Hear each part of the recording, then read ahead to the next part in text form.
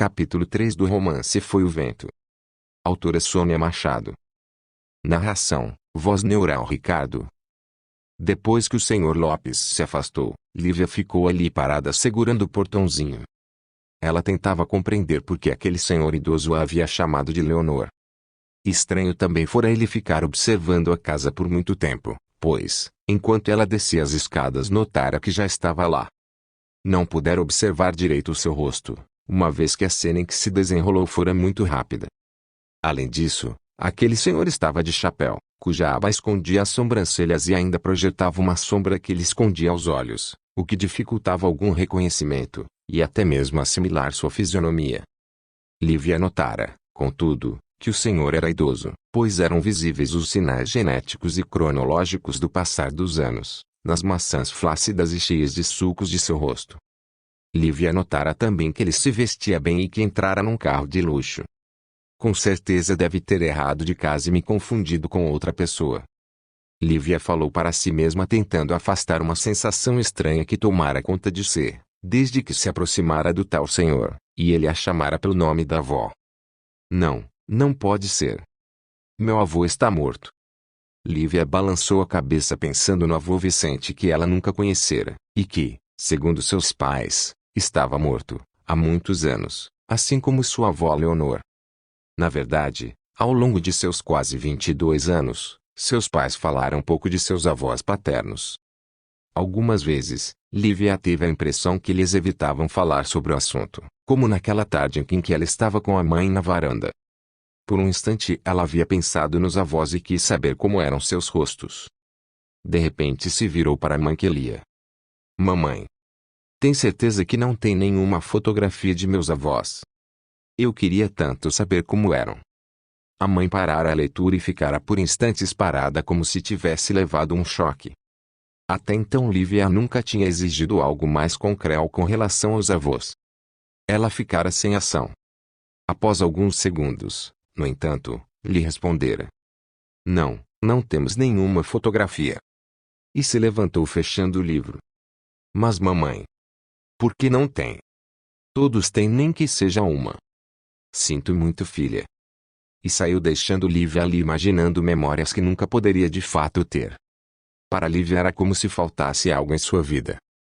Era como a folha de um livro que fora arrancada, e assim, tirada a sequência da história. Uma simples fotografia para Lívia poderia revelar uma história inteira. Ela não precisava de mais nada. Às vezes vasculhava as gavetas do quarto dos pais, exceto uma que ficava sempre trancada. Mas ela havia tentado abri-la com um grampo, aproveitando a ausência dos pais. Não conseguira, e em uma de suas tentativas fora surpreendida pela mãe. O que está procurando Lívia? Sua mãe perguntara da porta. Lívia, pega em flagrante com o rosto queimando de vergonha, se justificou, estava procurando alguma fotografia de meus avós. Desculpe. Já disse que não temos fotografias deles. Não acredita em mim?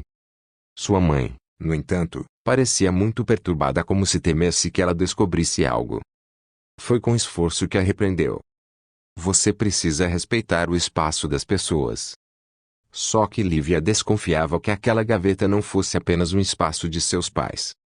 Lá dentro tinha algo que também dizia respeito a ela. No entanto, se levantou e prometeu a si mesma não mais procurar. Agora ali segurando o portãozinho, e com a imagem daquele senhor na cabeça, Lívia chegara à conclusão que os pais pareciam esconder, ou fugir de alguma coisa com relação aos avós. Algo dizia que sim. Embora quisesse muito entender, ela não iria tocar nesse assunto com a mãe. Ainda mais agora que ela estava doente. Enfim, sacudiu a cabeça para afastar os pensamentos. Estou imaginando coisas. E fechando o portãozinho saiu para a rua. Ela pretendia ir à padaria Laica comprar o lanche da tarde para ela e sua mãe.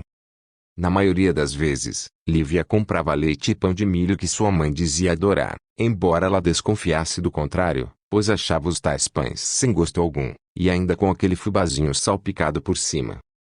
Mas era leve e não incomodava o estômago da mãe, que vivia enjoada por causa do tratamento de câncer.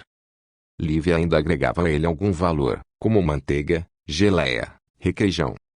Mas a mãe preferia puro com café e leite. De qualquer forma, o ato de comprar o pão, a obrigação de todos os dias, tinha se tornado um prazer para Lívia. Era a oportunidade que ela tinha de sair pelas ruas e espairecer a cabeça.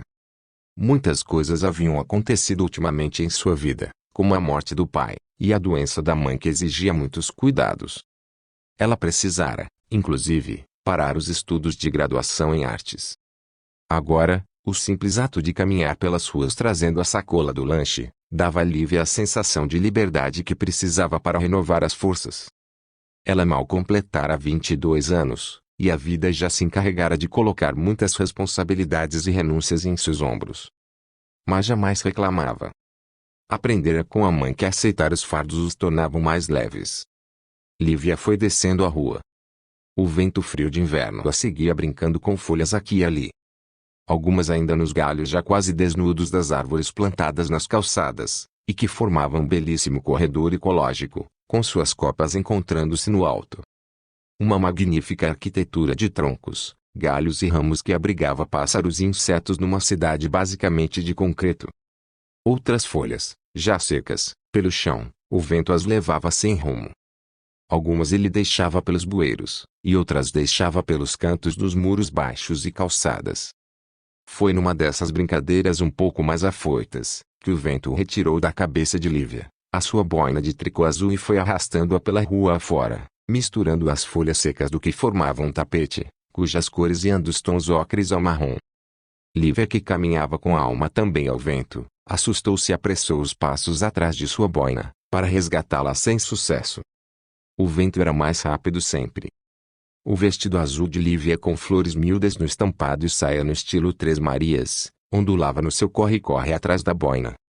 E para completar, os cabelos castanhos claros, antes alojados sob a boina, agora livres, seguiam o curso do vento, aderindo a brincadeiras sem alternativa. Uma hilária e bela cena invernal com todas as suas nuances, incluindo o casaquinho de tricô também no tom da boina que usava. Eita vento!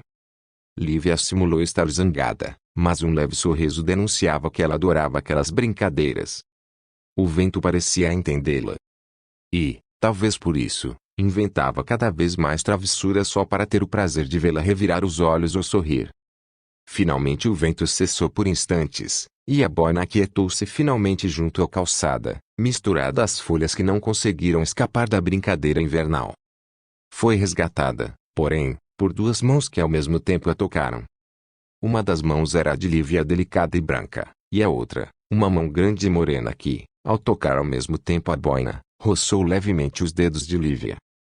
Entre tímida e assustada, Lívia esqueceu a boina e levantou o olhar, encontrando dois pares de olhos negros fitando-a sorridentes, como se caçoassem da cena. Tomando a iniciativa, Arthur, o moço de olhos negros, finalmente resgatou a boina em meio às folhas secas, se levantando ao mesmo tempo em que Lívia. Ele retirou algumas folhas que ficaram grudadas na malha de tricô, e a entregou a Lívia, que não se moveu a fitá-lo. A sua boina, disse com um sorriso marcando o canto dos lábios. Foi o vento. A voz de Lívia saiu enfim, trêmula e quase apagada, na justificativa que encontrou para explicar toda aquela cena. Sim. Foi ele. Arthur concordou sorrindo. Por alguns segundos ele a fitou nos olhos. Depois simplesmente colocou a boina modelo francesinha na cabeça de Lívia, ajeitando um pouco acima de suas sobrancelhas. E para espanto ainda maior de Lívia, ele acertou as mechas de cabelo fora do lugar brincando com elas entre os dedos longos. Diante do olhar tímido e assustado de Lívia, Arthur fez uma reverência, como se estivesse diante de uma princesa e voltou a caminhar pela rua, chutando as folhas secas com seus sapatos mocassim preto tipo solado, ao que tudo indicava, da linha Conforto Hamster, criados especialmente para homens que gostam do estilo casual e democrático, e de sempre estar confortável. Com o coração aos saltos, Lívia finalmente saiu do transe, e virou-se para olhar Arthur, o moço alto e moreno, se afastar pela rua com as mãos nos bolsos de uma calça caqui também democrática e confortável, contrastando com um leve suéter de tricô preto, sobrepondo uma camisa polo branca. Obrigada. Ela conseguiu enfim dizer numa voz que mal se ouvia. Arthur parou e olhou para trás e, com um sorriso, novamente fez outra reverência, para depois seguir sem parar e dobrar a esquina da rua Croata. Lívia ficou ali plantada perto da calçada, onde se desenrolara a cena invernal. O coração batendo forte no peito,